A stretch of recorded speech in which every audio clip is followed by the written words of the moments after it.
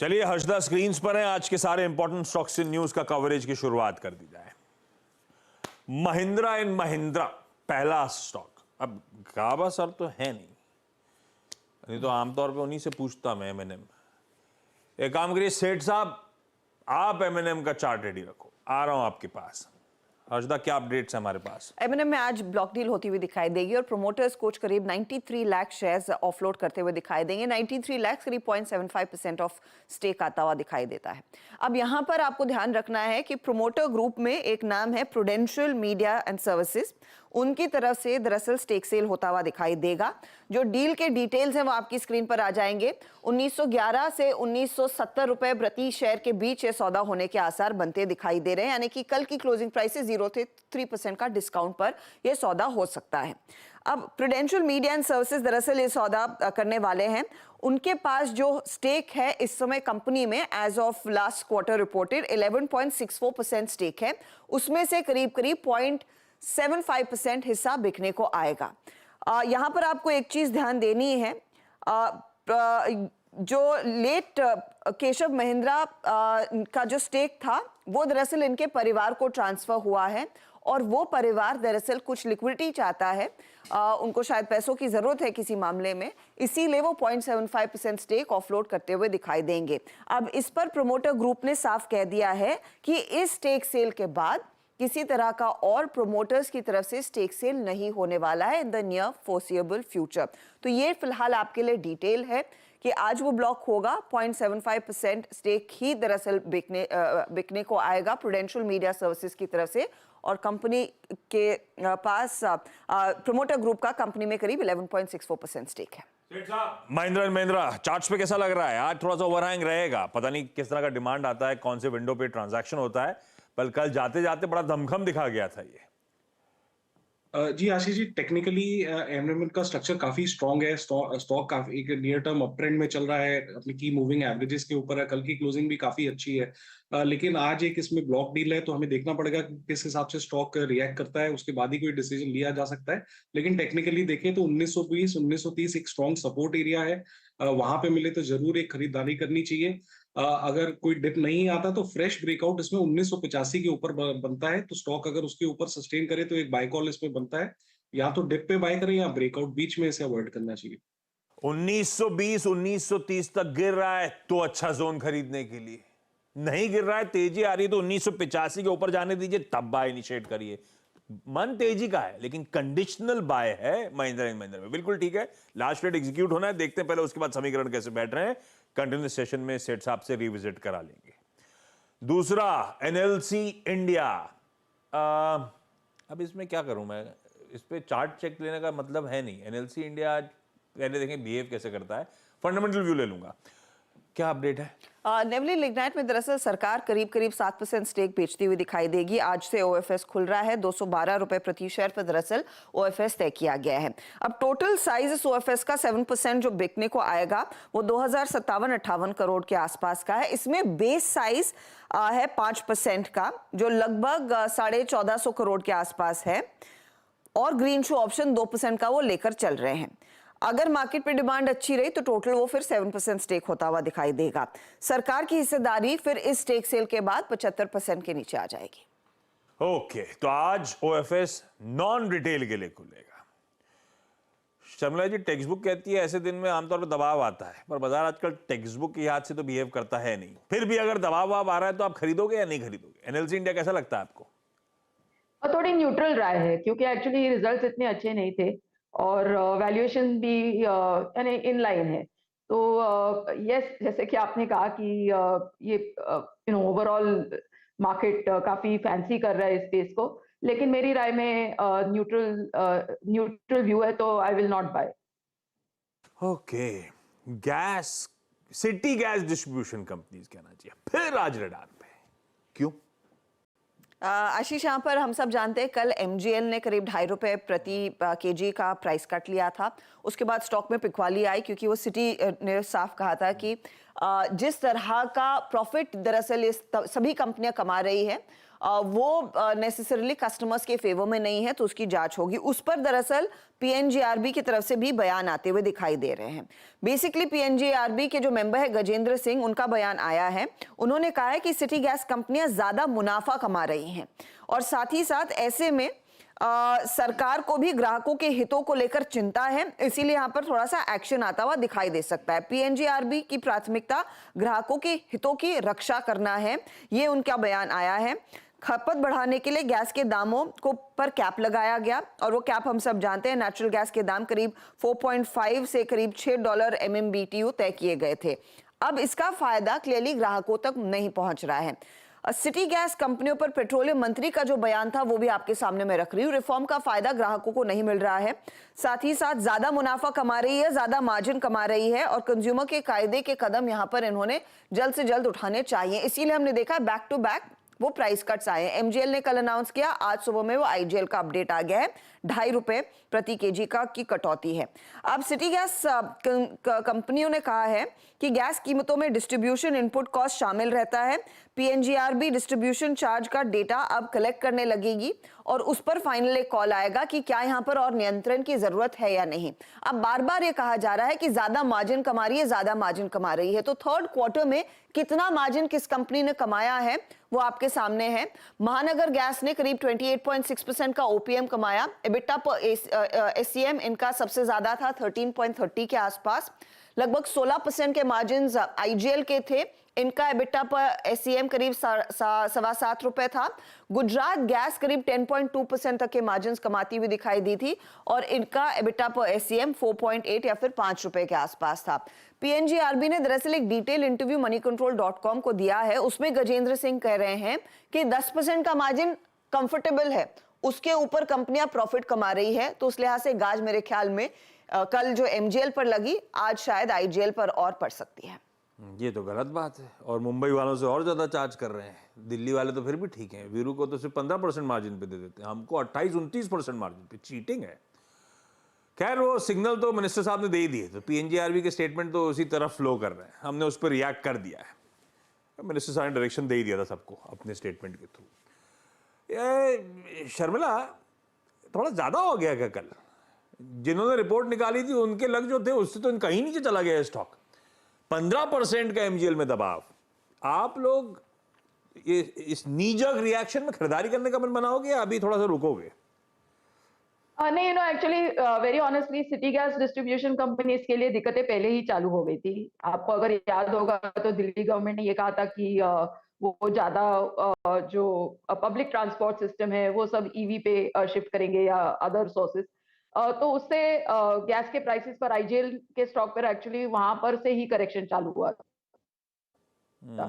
और ये एक अब और एक बात सामने आई है, तो वाइल एज अ कंज्यूमर जैसे कि आपने कहा कि वी वुड ऑलवेज वांट कि प्राइसेस कंट्रोल में रहे, अगर आप कंपनी के हिसाब से देखोगे तो इस तरह का नियंत्रण लाना या उनकी बातें नहीं समझना कि क्या डिस्ट्रीब्यूशन कॉस्ट है क्या है, और जब चीजें उनके अगेंस्ट जाती है तब उनके क्या मार्जिन रहते हैं और किस हालात में वो काम करते हैं, तो ये सब चीजें जो रहती है ना वो एक हमेशा they sort of way the stock price down, क्योंकि लोगों को ये नहीं समझ में आता कि क्या इनको प्रॉफिट बनाने दिया जाएगा कि नहीं, कि कोई भी स्टेज पर इन पर नियंत्रण लाया जाएगा। सो आई थिंक थोड़ा करेक्शन और आएगा और थोड़ा रुकना चाहिए before you really decide to buy into this any of the gas stocks. हालांकि एक समय पे ऐसा लग रहा था कि गैस एज पूरे इस गैस यूसेज को काफी एक बढ़ावा मिल रहा है, इंडस्ट्री को भी कहा जा रहा है कि आप गैस पर ऑपरेट करो एक्सेट्रा। तो अगर तीनों में आप मुझे पूछेंगे तो उस लिहाज से मुझे गुजरात गैस ही पसंद है, बाकी दो पर तो अवॉइड ही रहेगा। ये वीरू को गैस सस्ती मिल रही है इसका मतलब, और फिर भी आप डीप फ्राइड नहीं खा रहे हो आजकल? सस्ती है, फ्राई कर सकते हो ढंग से। नहीं, हम तो आजकल भूनते हैं टिक्का टाइप का। एयर फ्राई हेवल्स का इस्तेमाल करते हैं, थोड़ा भूनते हैं। अच्छा, ये पता है, ये कल रिएक्शन अपनी जगह रिपोर्ट पे है। आपको याद होगा इस प्लेटफॉर्म पे कुछ ही दिन पहले हमने स्टॉक्सी न्यूज में मेंशन करा था, गुजरात गैस ने अपने इंडस्ट्रियल क्लाइंट्स के लिए दरें घटाई थी।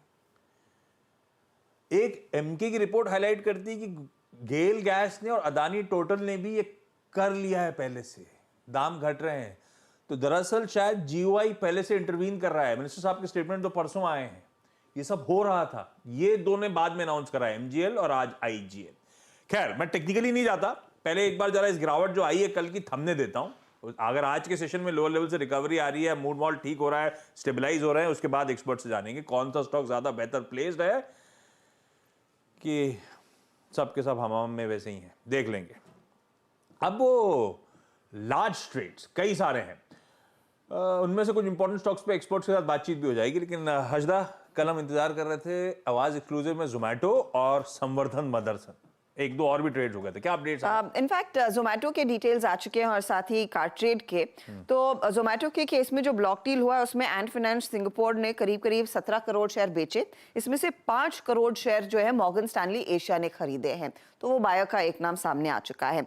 कार्ड ट्रेड में भी सौदे हुए, जहां पर स्प्रिंगफील्ड वेंचर इंटरनेशनल ने करीब 6,32,000 शेयर बेचे थे और साथ ही साथ MCP3 SPV है, उन्होंने 3,16,000 शेयर बेचे थे।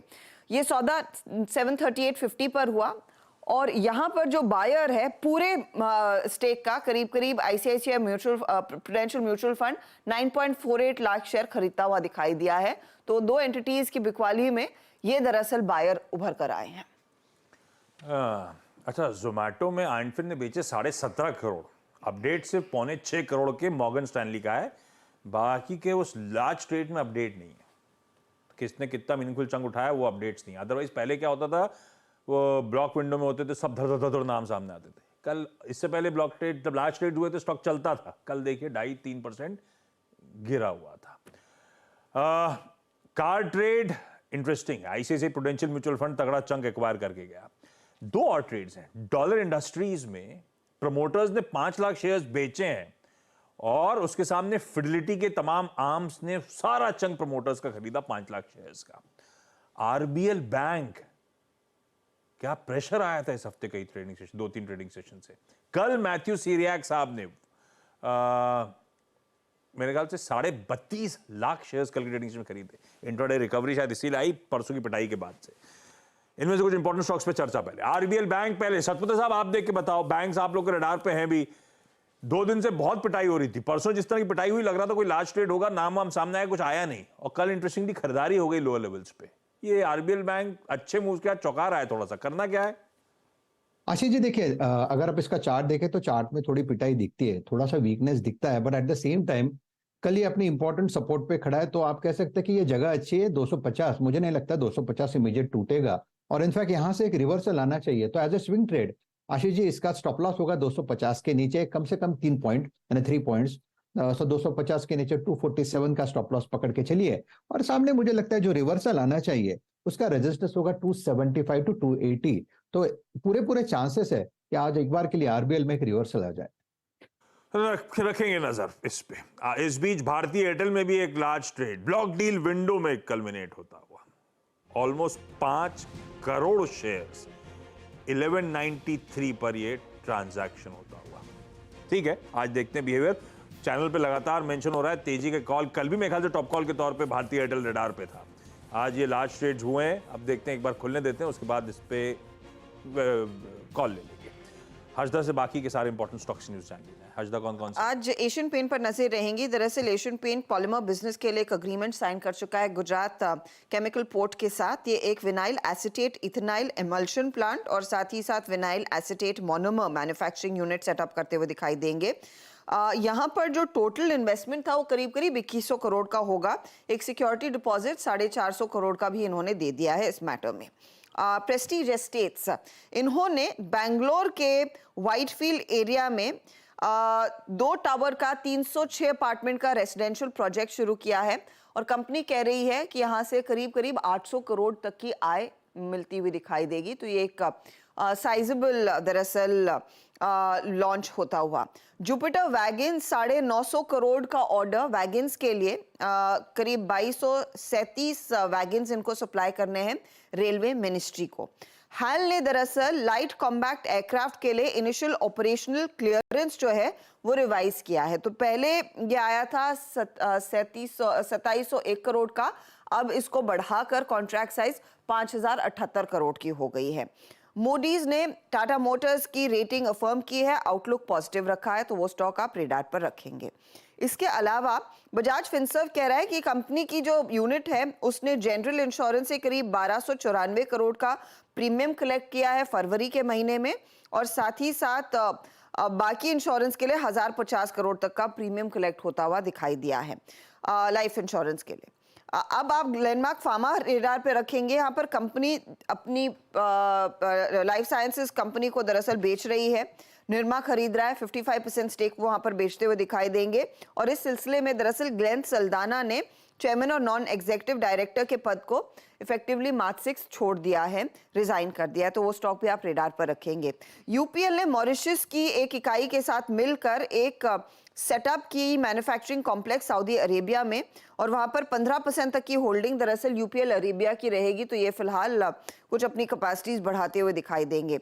वेदांता, वो जो कॉपर स्पेल्टर वाला प्लांट बंद हो रखा है और सुप्रीम कोर्ट ने यहाँ पर कह दिया था कि अब नहीं खुलेगा टूटीकोरिन का, उसके लिए दोबारा अपील करने वाले हैं, तो वो स्टॉक रेडार पर रखेंगे। इन्फोसिस ने दरअसल एटीपी के साथ जो दरअसल टेनिस टूर्नामेंट्स करती है कंपनी, उसके साथ 2026 तक अपना करार बढ़ा दिया है। ये basically AI first innovation in professional tennis में लाते हुए दिखाई दे रहे हैं। बेसिकली वो कॉन्ट्रैक्ट एक्सटेंड हो रहा है, तो वो स्टॉक भी आज फोकस में। रखिए इन तमाम स्टॉक्स को रडार पे। अच्छा, सनूफी इंडिया दिखाइए स्क्रीन पे। 50 रुपए का इंटरिम डिविडेंड का एडजस्टमेंट होना है आज, एक्स डेट है। दिखाएं, स्टॉक नहीं दिखा रहे आप? ना, सिर्फ स्टॉक दिखाइए, आउटपुट दिखाइए। आईएसएमटी और किर्लोस्कर फेरस दोनों को रडार पर रखिएगा। पिछले हफ्ते हमने मेंशन करा था बोर्ड मीट्स आनी है, दोनों की आज बोर्ड मीट्स हैं, दोनों के बोर्ड्स इंटरिम डिविडेंड पे विचार करेंगे। गुजरात टूल रूम्स, कल एक दिग्गज कंपनी से 29 करोड़ का ऑर्डर मिला, ये कल शाम को अपडेट आता, ऐसे ही एक अपडेट परसों शाम को भी आया हुआ है, तो ऑर्डर्स बैक करने के चलते वो स्टॉक रडार पे।